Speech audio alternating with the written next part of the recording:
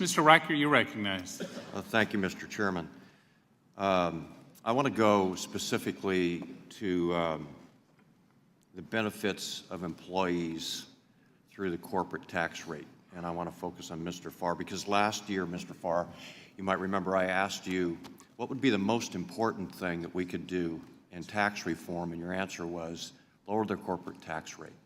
And you've all described, well, three of you have described the benefits of the lowering corporate tax rates and tax reform, and some of the advantages to businesses and the growth it creates in business. But even to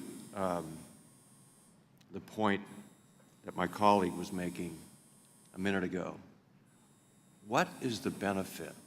Explain the benefit of the corporate tax reduction to your employees, Mr. Farr. Several areas in this.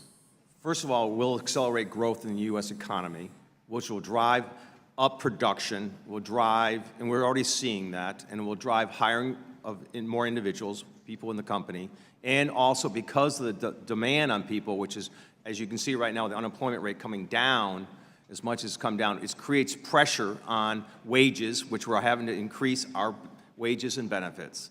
Secondly, it's forcing companies to evaluate all the benefit structure to try to make sure we can compete and win and keep the best people. So that's the biggest area of positive for the individuals as we continue to grow the economy from this tax reform. It is doing that already, and it's driving up the benefits of the wages and other restructuring the benefits. So that's how the biggest benefit we see from the employee base at this point in time. And that's all employees. All employees. Right.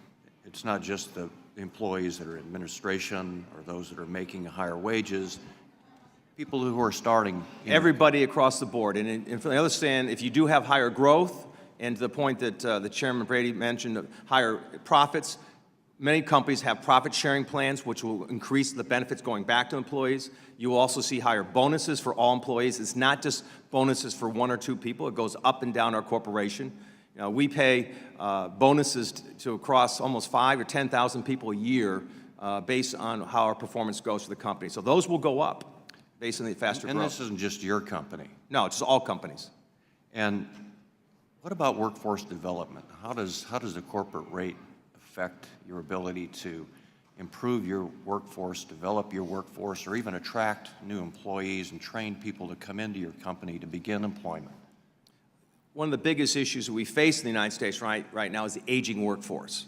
And because we have a workforce that will be retiring greatly over the next 5 to 10 years. So we're going to have to start developing, investing in local community colleges, investing in schools in the communities that we serve, and try to train those people to try to come into manufacturing, train them to be engineers. So a lot of investment from companies today are going back into the community to invest for that generation of the next workers that we need, because we're running out of workers in the United States because of an aging workforce, like myself.